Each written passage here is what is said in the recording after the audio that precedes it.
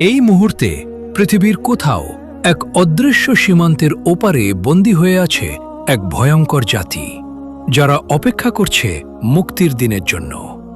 যেদিন সেই বন্ধন ছেড়ে যাবে, সেদিন পৃথিবীতে নেমে আসবে এমন এক তাণ্ডব যা মানবজাতি আগে কখনো দেখেনি। তাদের ক্ষুধা হবে সীমাহীন, তাদের শক্তি হবে অপ্রতিরোধ্য। তারা তিবারিয়ার হ্রদের সমস্ত পানি মুহূর্তের মধ্যেই পান করে ফেলবে। পৃথিবীর মানুষকে ধ্বংস করার পর তারা অহংকারে আকাশের দিকে অস্ত্র নিক্ষেপ করবে, যেন আকাশের অধিবাসীদের সাথেও যুদ্ধ করতে চায়। কিন্তু প্রশ্ন হল, কারা এই ভয়ঙ্কর জাতি? কে তাদের বন্দী করেছিল? আর কোথায় রয়েছে সেই রহস্যময় লোহার প্রাচীর? চলুন প্রবেশ করি ইতিহাসের এক রোমহর্ষক অধ্যায়ে। পৃথিবীর ইতিহাসে এমন কিছু জাতির উল্লেখ আছে যাদের কথা শুনলেই মানুষের অন্তরে ভয় জেগে ওঠে। পবিত্র কোরআনে আল্লাহ তাআলা এমনই এক জাতির কথা উল্লেখ করেছেন।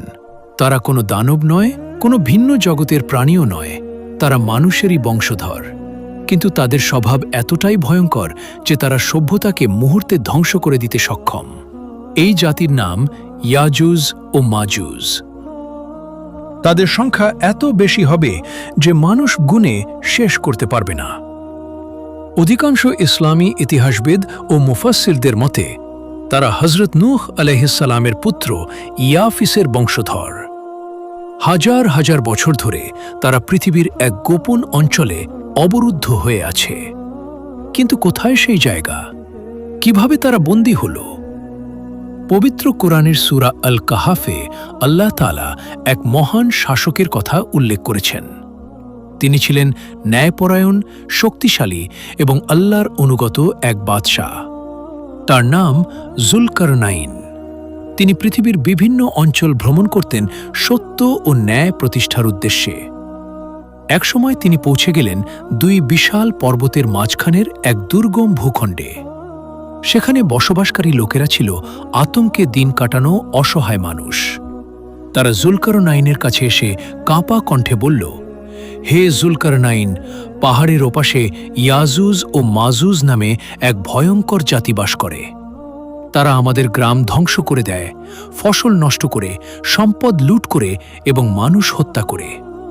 আপনি কি আমাদের ও তাদের মাঝে একটি শক্তিশালী প্রাচীর তৈরি করে দিতে পারেন?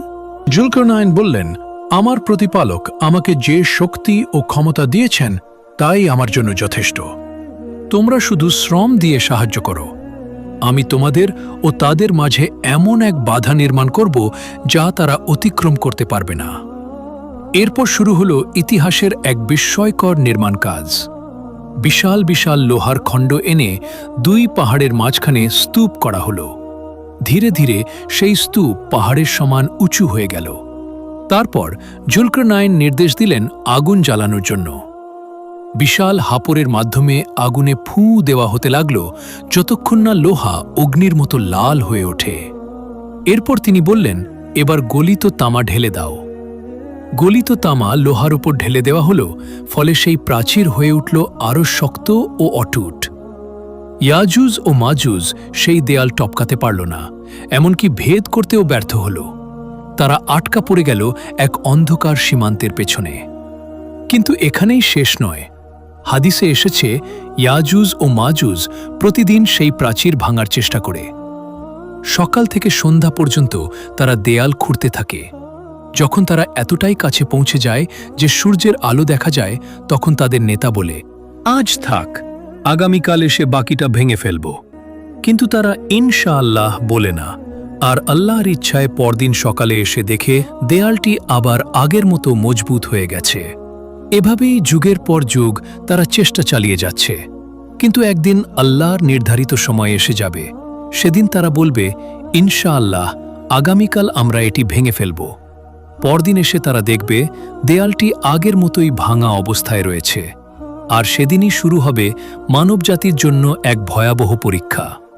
ইয়াজুজ ও মাজুজ প্রাচীর ভেঙে পৃথিবীতে ছড়িয়ে পড়বে। পবিত্র কোরআনে বলা হয়েছে, তারা প্রতিটি উঁচু স্থান থেকে দ্রুত নেমে আসবে, যেন পাহাড়ি ঢলের মতো চারদিকে ছড়িয়ে পড়ছে।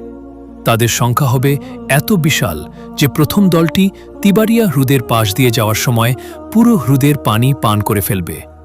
আর শেষ দলটিটি সেখানে এসে বলবে, এখানে বোধহয় একসময় পানি ছিল।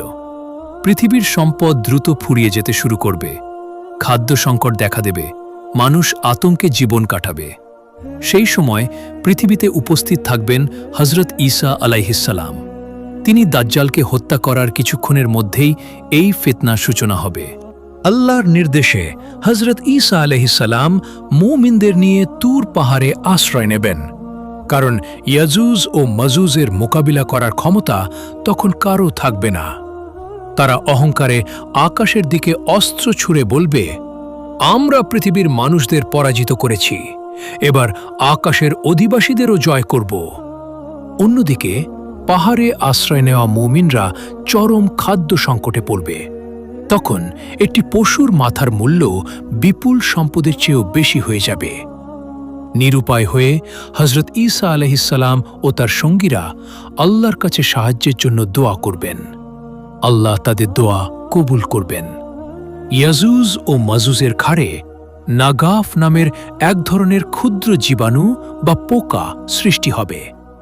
মুহূর্তের মধ্যেই সেই মহামারীতে তারা সবাই ধ্বংস হয়ে যাবে। একসাথে তারা মাটিতে লুটিয়ে পড়বে। পৃথিবী আবার নীরব হয়ে যাবে। হজরত ঈসা আলাইহিসসালাম পাহাড় থেকে নেমে আসবেন, কিন্তু চারদিকে থাকবে শুধু মৃতদেহ আর দুর্গন্ধ। পৃথিবী বসবাসের অযোগ্য হয়ে উঠবে। তখন মানুষ আবার আল্লাহর কাছে সাহায্য চাইবে। এরপর আল্লাহ প্রবল বৃষ্টি বর্ষণ করবেন। সেই বৃষ্টি পৃথিবীকে ধুয়ে পরিষ্কার করে দেবে। আল্লাহ বিশাল আকৃতির বিশেষ কিছু পাখি পাঠাবেন, যারা ইয়াজুজ ও মাজুজের মৃতদেহগুলো সরিয়ে নিয়ে যাবে দূরবর্তী স্থানে। তারপর পৃথিবীতে আবার শান্তি ফিরে আসবে। মাটি শস্যে ভরে উঠবে। আকাশ থেকে নেমে আসবে বরকত। একটি ডালিম একদল মানুষের জন্য যথেষ্ট হবে।